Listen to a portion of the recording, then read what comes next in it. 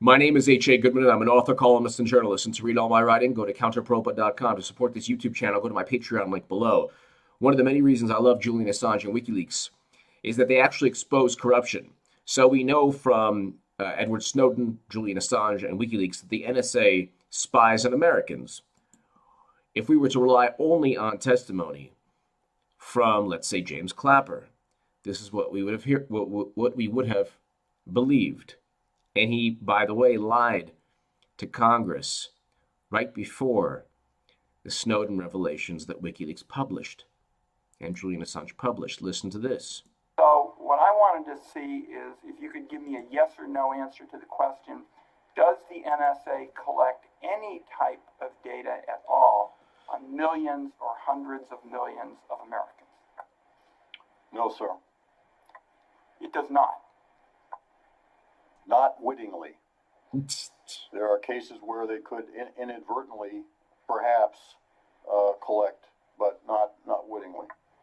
You got to see this guy, James Clapper. He is just like scratching his forehead, and he is just so uncomfortable. Anyway, Director of National Intelligence. Now we get to Trump, Russia, and I'm going to get to a tweet, a really amazing tweet from Julian Assange. Comey's a lousy leaker. No leak that Trump wasn't under investigation or lynch. No leak of memo full text delayed until after fired. So if James Comey was this wonderful whistleblower who risked his life like Julian Assange, Edward Snowden, Chelsea Manning, and paid the price of a whistleblower, Jeffrey Sterling, John Kiriakou, many others, Daniel Ellsberg. But if he was such an amazing person, and it was all altruistic and for the good of the nation, why did he wait until he was fired? He waited until he was fired because it was a public relations stunt. The second issue, no leak of memo full text. Why don't you put everything in context, Comey? The Honorable James Comey did his best to cut out the classified information, which is completely ridiculous because Trump can simply speak to Pompeo or anybody, his new FBI director, and say, hey, you know what? By the way, a lot of the things Comey leaked, they're classified. And he could just do that out of spite or concoct some kind of narrative that says, well, you know, if you tie what he stated into things that we want kept secret, well, then it's classified. They could retroactively classify Comey's notes. Anyway, no leak of memo full text. We have no context. We have no context as to what Trump was saying or what Comey was saying. That's why when WikiLeaks publishes authentic, pristine documents and emails, the only knock is that we are actually in the know now. We know the corruption that exists in our country and other nations. We know what the elites in our country or the people in power try and hide from us. Then we hear CNN and all the other people say, oh, well, it's a national security threat because of the fact that the population now knows so much because of WikiLeaks. Then they say, well, people were harmed. Number one, that's fake news. Nobody has ever been harmed from WikiLeaks emails. Number two, nobody knows an individual that was harmed.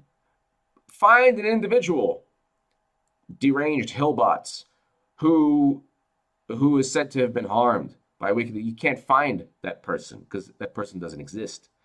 So no leak of memo full text and no leak that Trump wasn't under investigation. We know, let's just listen to Dianne Feinstein.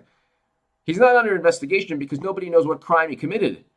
So Julian Assange's tweet is not only amazing in terms of calling out James Comey for not even being a whistleblower, but if he's said to be a whistleblower, he's a lousy whistleblower. No full text, no context, no information, waiting until he was fired, but also listen to Dianne Feinstein. Colleagues from the Senate Intelligence Committee drove over to Langley, Virginia yesterday to CIA headquarters, and you were briefed. Here's the question. You don't have to provide us with any classified information, Senator, but do you have evidence that there was in fact collusion between Trump associates and Russia during the campaign? Not at this time. Well, that's pretty. Not at this time. Okay, no evidence of collusion. This entire all the theatrics, the entire farce of Trump Russia is predicated upon Dianne Feinstein saying not at this time. Now here's James Clapper when he's not lying with Chuck Todd. And Chuck Todd's just desperately trying to find some piece of evidence, direct evidence. Does intelligence exist that can definitively answer the following question: whether there were improper contacts between the Trump campaign and Russian officials? We did not include any evidence in our report, and I say our, that's NSA, FBI, and CIA with my office, the Director of National Intelligence, that had any reflection of collusion between members of the Trump campaign and the Russians. There was no evidence of that included in our report. I understand that, but does it exist? Not to my knowledge. Not to my knowledge. Doesn't exist. Dianne Feinstein, no evidence. They also asked Maxine Waters, no evidence. James Comey couldn't provide evidence during as many times testifying. Existed, it would have been in this report. This could have unfolded or become available in the time since I left the government. How is that possible? The time he left the government was January 2017. So he's kind of lying there too, bending the truth. He knows there's no evidence. He knows this is all a political theater. He left office in January of 2017, James Clapper. So he's continually lying. He lied about NSA spying. And we know from WikiLeaks and Edward Snowden and Julian Assange, the NSA spies on Americans. Now we know that the Director of National Intelligence, James Clapper, didn't have any evidence, but then stated that, well, there might be evidence we might find after Trump's already in office. How does that even work? Dianne Feinstein says the same thing, no evidence.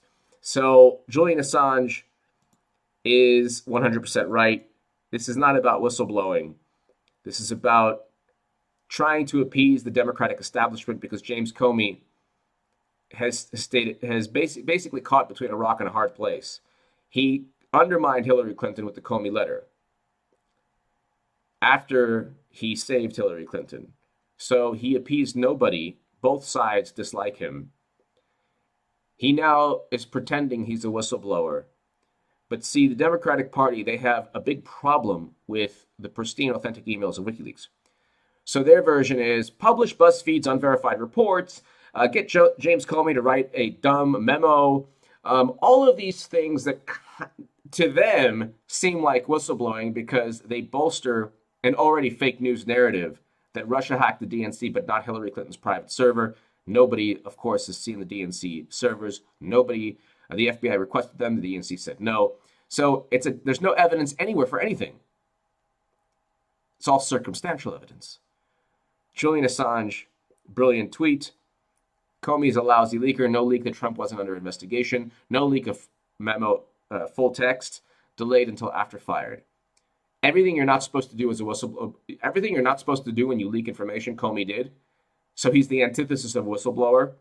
Furthermore, James Comey didn't even provide context in his testimony, and now he's under the spotlight because Trump can simply say, yeah, not only was it privileged, but we're going to retroactively classify this information, and you're up the creek, Comey.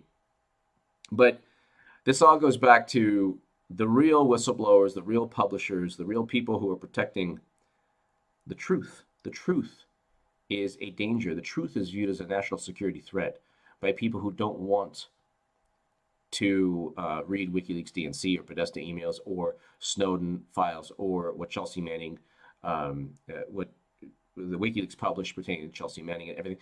So all of the information that WikiLeaks publishes is not only pristine, authentic, but sheds a light on corruption, criminal behavior, foul play. If you view the knowledge of all of that to be a threat to national security, you should probably ask yourself, what's the national security, or what is the national security of your country? If truth is a danger, then where are we at as a society? Give me your thoughts below. Thank you so much for listening.